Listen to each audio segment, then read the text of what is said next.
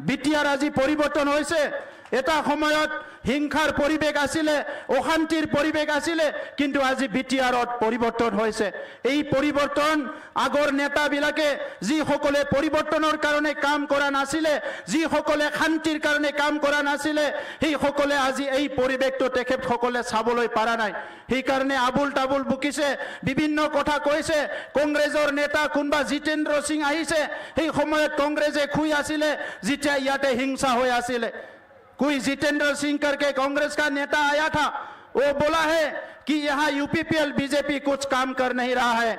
मैं आज पूछना चाहता हूँ, जिस समय पे हमारे माताएं बहनें रो रहे थे, हिंसा हो रहे थे, बोडोलैंड में आने के लिए लोग डरते थे, हर समय यहाँ एक हिंसा के परिस्थिति था, उस समय कांग्रेस कहाँ सोया हुआ था? दिल्ली में भी कांग्रेस था, असम में भी कांग्रेस था, लेकिन बोडोलैंड क्षेत्रों में हर दिन लोग मर रहे थे और कांग्रेस सो रहा था। मैं आज पूछना चाहता हूं, ये कौन जितेंद्र सिंह है जो बोडोलैंड को जानता है? अगर बोडोलैंड को नहीं जानता है तो बोडोलैंड के लिए ऐसा बात बोलना आपके लिए ठीक नहीं है।